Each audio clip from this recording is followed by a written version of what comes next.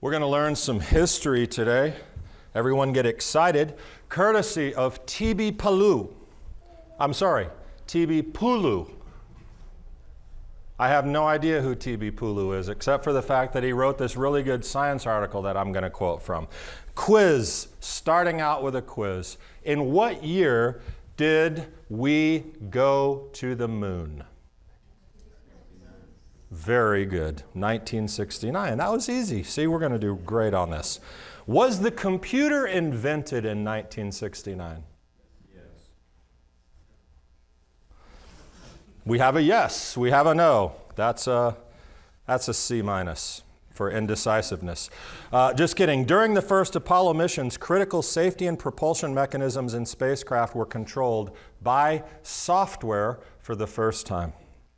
Essential to the lunar missions was a now ancient command module computer designed, where do you think, at MIT called the Apollo Guidance Computer. Anyone want to guess the processing speed and memory capability of that computer in 1969? Don't waste the time. 64 kilobytes of memory and a processing speed of 0.043 megahertz. Okay? For frame of reference today, you can buy a 2 terabyte thumb drive, literally the size of your thumb, for $29 on Amazon. 2 terabytes. That's 2 billion kilobytes in your pocket for $29. And speaking of money, how much do you think, there were other computers at the Goddard Space Center during the 69 moon launch. Who would you guess made these computers? Random guess. I heard it, I think. The Nazis, who said that? IBM. IBM, right? The name in computers early on. The IBM System 360 Model 75S, even the name is complicated. It's a lot more complicated than Mac. Okay? IBM System 360 Model 75S mainframe computer made independent computations and maintained communication between Earth and the lunar landers. These computers cost, guess, $1 million. Higher. $3.5 million, and they were the size of a car. Okay, remember, that was something else. These were way more capable in terms of memory. Their memory actually rose into the megabytes. $3.5 million computer the size of a car. Now, it's roughly like comparing the Wright brothers plane to an F-22, but consider what many of you have in your pocket or your purse right now. Well, there's probably, if your purse is like my wife's, there's a lot of things in there and we don't even need to go into it because you can never find anything. Honey, where are your keys? I don't see them. They're in there. I don't see them. There's like 4,000 other things. They're in there. And then she comes and goes, right here. Don't get in my purse. Okay, sorry, that's another inside look at our home and relationship. The iPhone as an example. Okay? The iPhone as an example. And I'm going back in ancient technology history for what I'm about to say. The iPhone 6, which was released in 2014. That's ancient, right? I tried to compare the iPhone 13, but I couldn't translate any of what I was reading into English. It made absolutely no sense to me whatsoever. And Blake wasn't around, so here's the deal. The iPhone 6 uses an Apple-designed 64-bit Cortex A8 ARM architecture composed of approximately 1.6 billion transistors. It operates at 1.4 gigahertz. Remember 0.043 megahertz? This thing is operating at 1,400 megahertz, your iPhone 6. It can process instructions at a rate of approximately 1.2 instructions every cycle in each of its 2 cores. That's 3.36 billion instructions per second. The new iPhone 13, the A15 Bionic processor, also features a new 16-core neural engine to power machine learning and artificial intelligence tasks. That's scary. You should be scared. But there's a lot of cores, okay? Translation for point. You would not be incorrect in saying that an iPhone 6 could be used to guide 120 million Apollo moon missions at the same time.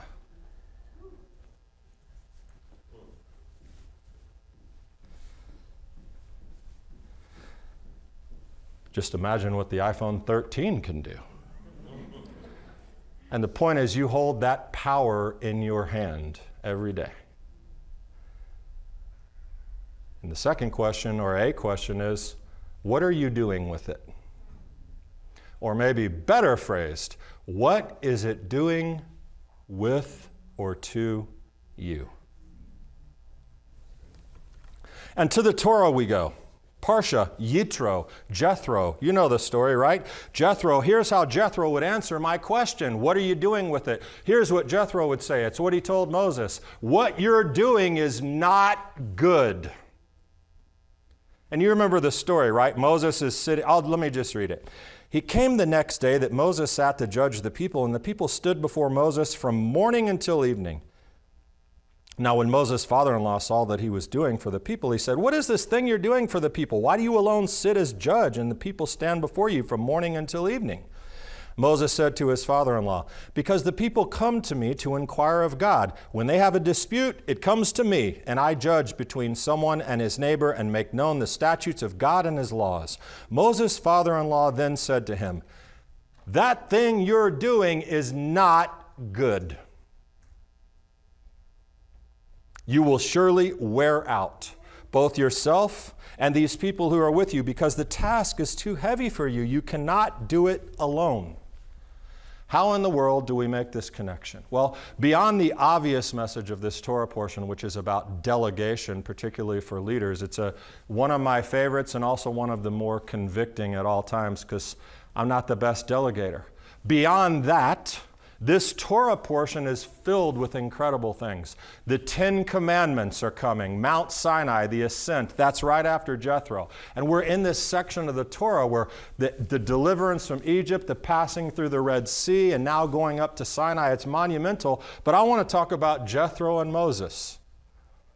And something that is, not quite as obvious, something that I think really helped me, because I think it's imperative that we get this message and we act on it quickly. And what is that message? The message is, I've already told you, what we are doing is not good. And it's in 3 parts. Lesson 1, just because you can doesn't mean you should. Number 2, multitasking is a myth. Number 3, lesson 3, awaken the dawn. That's what we're going to talk about. Moses was capable of doing what he was doing. That's apparent. He was managing an astronomical amount of processing, maybe not 3.32 billion instructions per second, but he was doing a lot. And he was doing it. Okay? This was in addition to any and all other things that Moses was doing as the leader of the nation. And so he thought he was handling it until Jethro came along and said, "Dude, no, this isn't good." And so here's the connection.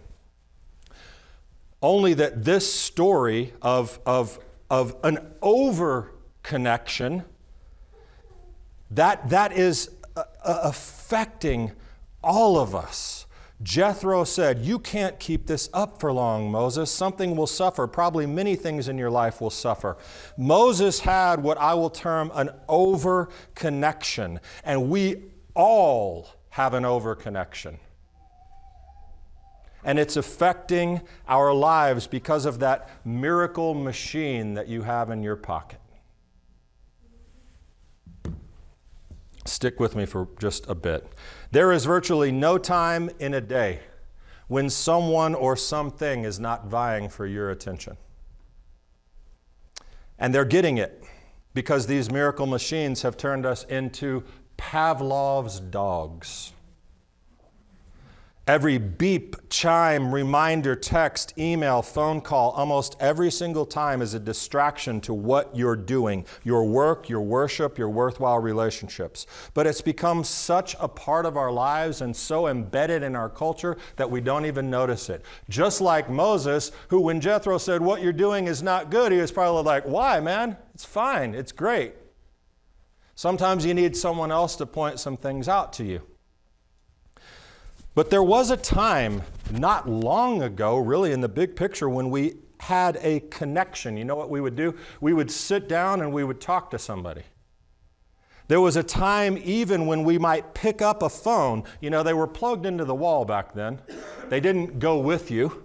And you'd pick up the phone and you'd dial somebody's number and you'd talk to them. And maybe you might set up a time to get together. We used to have something called voicemail. It's like the Tyrannosaurus Rex, voicemail.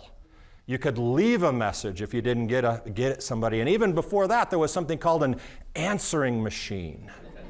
And the answering machine allowed you to speak on this LAN plug-in phone, and maybe they'd call you back when they got it. And before that, you know what you did? You had a little thing. It was called paper and a pen. And if they missed you, you'd write it down and say, hey, could you call? And so you see, you interacted.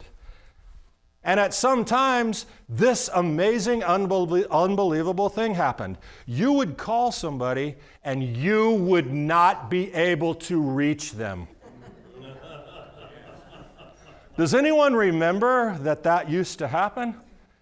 Now, if someone calls you, you don't answer. It's like, send them a text, call me. Or they just unload everything they were going to say in the phone call into the text. There's no escaping anyone, ever. Not me, brother. Mine's on silent. Okay. The 500 buzzes that happen in your pocket every day or on your desk, that's not distracting at all. I know. Well, I need to stay connected. Moses probably felt the same way. And there's nothing wrong with that. You know, there's nothing wrong with that. I really love going to restaurants and watching people spending time together. And by that I mean, sitting at the table, gazing into one another's eyes, having deep conversations. Yeah, right. I have seen so many couples not say one word to each other because they're on their phones the entire time. Worse, take it down a couple of generations. You get an entire table of young people sitting somewhere, and they are what I like this, I came up with it, neck 90. Neck 90, you know?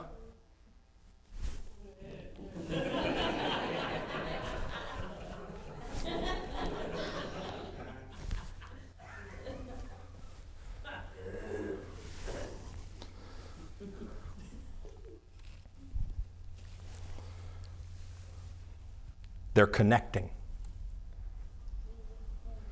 And we, like Moses, are overwhelmed with input. Now listen, I am guilty. I am so connected, it's absolutely unfathomable to me. But when I read that portion, for some reason, that's what I get. What you're doing is not good. And it slapped me in the face when you're aware of it. When you pay attention to what I'm talking about, when you see it, when you are in touch with it. And I know this isn't a universal message. Listen, there's someone in here, I'm certain, who still has a flip phone, and maybe you're the smarter person, or no phone. So I know this isn't a universal kind of message, but I guarantee you it's the majority. And we need to reevaluate what connected means, not just to people, to God, and I'm going to come back to that. But we need to be connected, we need to be available, and technology helps that. We are connected right now online. Brazil, England, South Africa, all over the place. Technology can be great. We're worshiping and learning God together, about God. And I mean, I love FaceTime, I love Zoom. Who remembers the Jetsons? That was absolutely unbelievable when I was 8 years old, that George and Wilma, or whatever her name was, could talk to each other. on the TV, I was like, wow, that could happen one day. What if? And it does, and it's great, and it's incredible. Her name's not Wilma, that's Fred's wife. June. Jane. Oh, sorry, Mom. Sorry. We need to do our jobs well. Technology is part of that, and I'm not suggesting that any of us go in on Monday morning, say to the boss or your clients or whoever, don't email me, don't text me, don't even call me. I'm disconnecting. Probably won't go well for you. I guess you could, but I didn't tell you to do that. But like Jethro told Moses, what we're doing is not good. Just because we can be available at all times for everyone, always, doesn't mean we should. Did you hear that? Just because we can doesn't mean we should. And even more practically, this always on, always connected mentality leads to something that is supposedly a good thing: multitasking. Multitasking. Remember, the iPhone could guide 120 million Apollo spacecraft to the moon, and Moses apparently could handle all the people all along with all the other things. That's fine for the phone, but it's not fine for us, and that's what Jethro said. You can't do it, man. It's too heavy. Lesson 2, multitasking is a myth. The ability to handle multitasks at once and accomplish anything well is a myth. And it is, I promise you, stressing you out. It is stressing you out, and you don't maybe know it. Anyone ever heard of attention residue? Sounds gross, doesn't it? Residue is just not a nice word, but attention residue. You know what that is? Attention residue, from a 2009 study, when you switch from task A to task B, your attention doesn't immediately follow from task A to task B. A residue of your attention stays stuck thinking about the original task. Research indicates that there is a 20-minute transition time between tasks for you to perform them most effectively. 20 minutes between taking one thing and starting another. Can you believe that? Well, not me, Rabbi. I'm an excellent multitasker. I can check email, write a proposal, respond to an email, send a few texts about dinner, laugh at the meme that pops up on my Instagram, and handle a phone call all within a minute. You can? Lesson 1, just because you can doesn't mean you should. And you wouldn't know the difference because undistracted work is virtually impossible to imagine in these days. I want to read you a couple of things from a book I'm reading that's called Deep Work by Cal Newport, who's a really smart guy from Georgetown. It's a little bit of reading, maybe too long, because this message is long. I might have to break it up. It might seem harmless to take a quick glance at your inbox every 10 minutes or so, but attention residue teaches that this is not, in fact, any good. The quick check introduces a new target for your attention. Even worse, by seeing messages that you cannot deal with at the moment, which is almost always the case, you'll be forced to turn back to the primary task with a secondary task left unfinished, and you are distracted now. And that unresolved switching dampens your performance. When you step back from these individual observations, we see this. To produce at your peak level, you need to work for extended periods with full concentration on a single task, free from distraction. How easy is that to do in a day? It's not very easy. That optimizes your performance. If you're not comfortable, it'll be difficult to get your performance to peak levels of quality and quantity to thrive. Okay? That's one thing I'm going to read you from there because it's really important. Multitasking is a myth and it's stressing you out. When you don't complete your work, when you're distracted and unable to focus, your work suffers. With every Instagram, email, pop-up, worse yet, the I'm bored, I'm going to go shop on Amazon or scroll through Facebook, worse, Every single one of those, you're diminishing your productivity for the things that you need to get done. And what happens when you don't do the things that need to get done? You get stressed out. All rooted in technology and that little micro miracle in your pocket or on your desk. I know this first off, as I was writing this, I was thinking, man, they are going to think I've flipped my lid. This isn't what you come to a religious service for. What is a sermon? What is this? I'm a rabbi. That means I'm a teacher. That means that my job is to help you learn things and teach you how to function and prosper in life. And so guess what? That's what I'm doing, because that's what rabbis do. They teach. Okay? So just listen. Forget about thinking that this is weird, because it is weird. Let me tell you some science. Okay, even better. Let me tell you some science, and I'll connect it to God, because ultimately when you look at science, that is God's incredible gifting that He's put inside of us with the master design that He made. Here's something cool. You ready? Also a bit to read, but neuroscientists have been exploring the physical mechanism that drive people's improvements on hard tasks. Okay? Scientists increasingly believe the answer includes myelin, M-Y-E-L-I-N, a layer of fatty tissue that grows around neurons, acting like an insulator that allows the cells to fire faster and cleaner.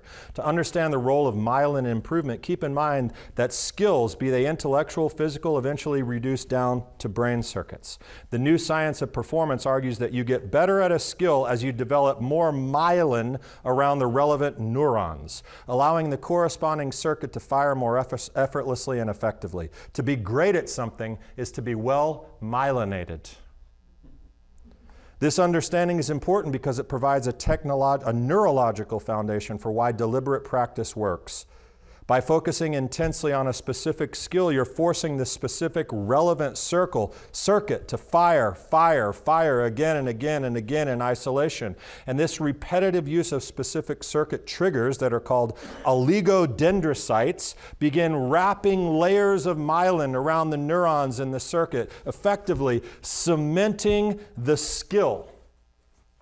That's the science. You get it? If you do something and you do it with intention and you're not distracted, God built in your brain a system that strengthens that ability. Distractions kill it. Now, I guess really what Jethro probably could have said is he could have said, Moses, son, listen, your oligodendrocytes are going to struggle to wrap layers of myelin. But instead he just said, what you're doing is not good, man.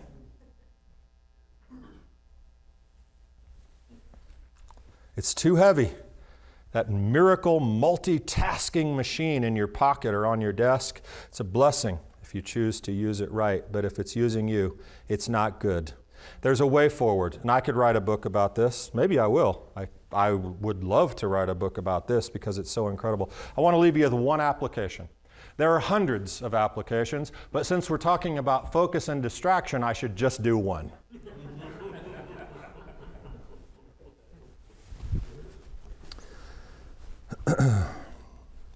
This application is beyond the awareness that I talked to you in the first two. Everything starts with being aware.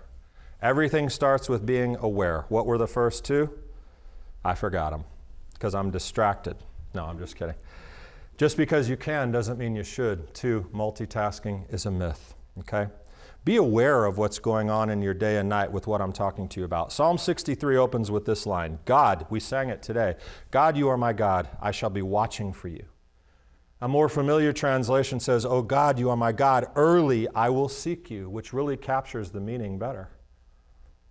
And that word is shachar, to seek early, earnestly. And it's a familiar sounding word. Shachar has a parent noun, dawn. We find this word in what we did this morning, shacharit, the morning prayers, the dawn prayers, the awakening prayers, the breaking of the day, the time prior to sunrise. The psalmist tells God and us, he says, listen, God, you are going to be my intentional and early, earnest first focus. Who else did that? Yeshua, Mark 1:35. The master. Early in the morning while it was still dark, Yeshua got up, left the house, and went away to a secluded place and prayed there for a time. Psalm 143, let me hear your faithfulness in the morning, for I trust in you. And my all-time favorite as a musician, Psalm 108, my heart is steadfast, God. I will sing praises also with my soul. Awake, harp and lyre. I will awaken the dawn. I have loved that from the first time I read it. I will awaken the dawn. But do you know the first thing people tend to do this day in the morning? And at night, for that matter, the last thing they do at night? I'm going to let you guess based on the content of the message. As a recent study just showed, 10% of people check their phones in the middle of the night, laying next to them. I said multitasking is a myth. Multitasking is a really bad thing to do when you're sleeping.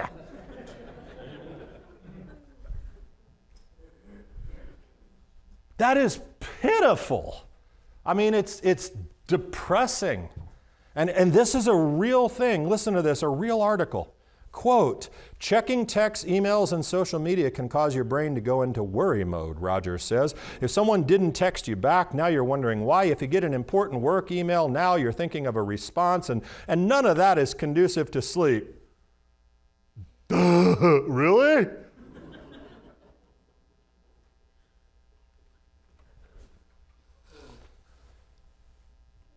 Multitasking is a myth when you're asleep, for sure. There's a solution. Talked about sunrise, shachar, dawn. You ever heard of a digital sunset?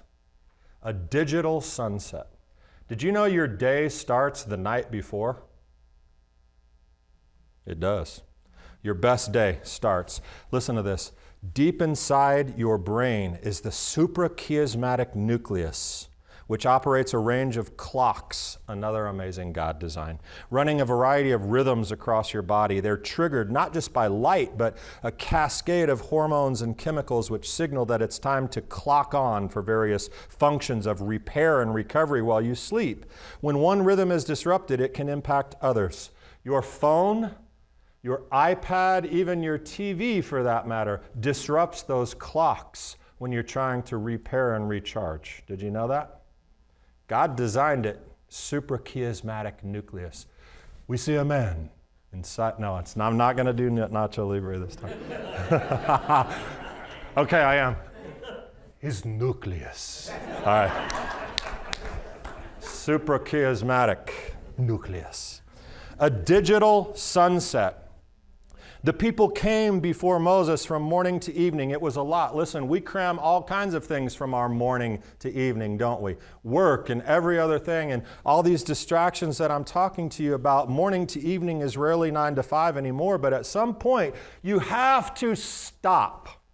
You have to disconnect. You have to unplug. You have to unwind and reconnect to what is really important. Now, I'm a big fan of technology. I really am, despite the words I'm saying. Until it takes me away from family, friends, and God. Put the magic, miraculous machine away. Designate the time when your sun sets and that you're always available.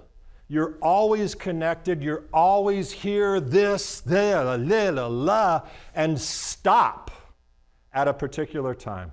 30 minutes before bed, if that's all you can muster. But I read on my iPad. Okay, I have an idea for you. Read on his pad. Okay? Just put a Bible by where you put your phone. And at night, as you're trying to digital sunset your life away, pick up the Bible, read Psalms, read Proverbs, read Chronicles if you really want to go to sleep. And you don't have to get into some type of intensive study. It's not that. It's just to disconnect with good things in your mind. And here's the deal. Instead of, I don't have my phone, instead of the last thing being this and putting it down, I want you to do something different. I want you to do what I said, disconnect, read, and then I want you to close your eyes. And I want you to meditate on your day. The good things that happened, the things that were a success, the great gratitude that you have to God for allowing you to live that day, and thanking Him for the things that went on, and asking Him to guide you into the next day. And then you can look online. If you have a Siddur, there's something called the Bedtime Shama.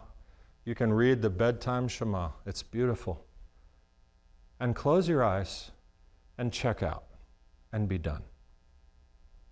Okay? That's a digital sunset. And then, and I'm almost done, I promise you. Lesson 3. Then awaken the dawn. Wake up and check your phone. No, don't do that. Awaken the dawn. And that might not literally be waking up before the sun, because I can tell you right now, this woman right here is saying, I don't care if he is the rabbi. I'm not awakening the dawn. But she is up early, but I can't imagine Kelly, my sweet, precious Kelly, rolling out at 5:15. Yay, let's do it! You don't even talk to her till there's coffee. That's the way it works in our house.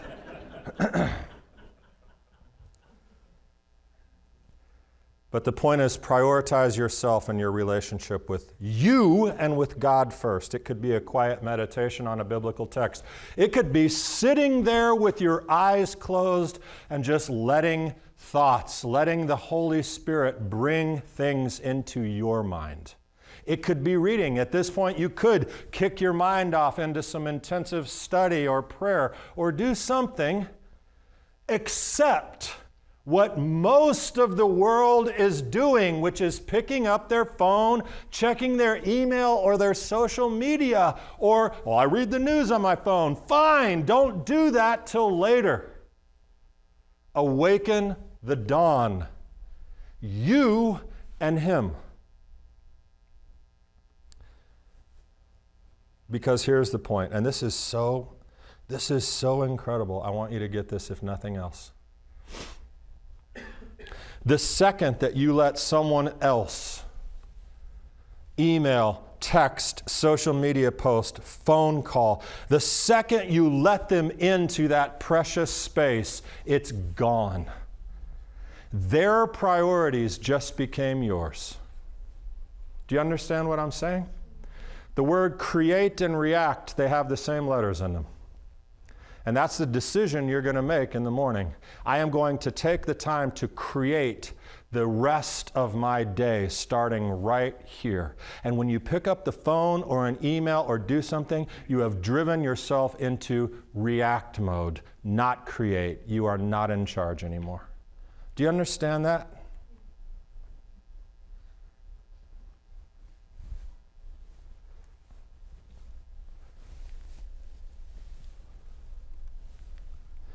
Every text, buzz, beep, chime tells you, Pavlov dog, time to reconnect. Time to reconnect. Time to get into the matrix and start prioritizing other people's stuff. You have a limited window in our busy world where you get to do the deep work with God. Do you really want to miss that opportunity? How many more days do you want to miss it? That window of time transforms a day. It does. From the evening until the morning, when you digital sunset and awaken the dawn, you transform the day. And transformed days make transformed years, and transformed years make transformed lives. Happy lives. Who wants to be happy? I do. Too many people are missing that. And in my own life, I'm only now really getting intentional about these. And Jethro would say to all of us, what you're doing is not good. Make a change. So what am I suggesting you change? Well, I want you to, I brought some sledgehammers. Right out here, we're going to circle around and we're just going to, we don't need to overreact. We don't need to be delivered from our computers. We don't need to smash our screens. You need to let me be Jethro today in your life. And you need to be an adult or a young adult. And young adults, my goodness, guys. I mean, this does not discriminate, but it's absolutely unbelievable to see the heroin-esque effect of digital devices on young people.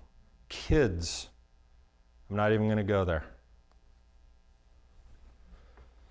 But it ends with just saying, recognizing that we live in a remarkable time, remarkable in history. Things are moving fast, and not all in a good direction. These things today, what I'm talking about, they're very real problems, and they're going to get worse. But they don't have to get worse in your life. They can get better today. You see, God gave us myelin. He gave us oligodendrocytes. He gave us super charismatic nuclei, and he gave us free will. You don't need a science book to understand that. To choose what matters most. You may have a lot less control of your morning to evening than you'd like. Your job may require an unbelievable or uncomfortable amount of connectedness, but you have certain control over certain parts. To do the deep work. You know, intentional disconnection could be the most intentional connection time that you have. You are in control of that. What we are doing is not good. We should make some changes for ourselves. I'm doing that. And I'm not asking you to fast. Caleb, I want you on a 2-week fast from your iPhone, son.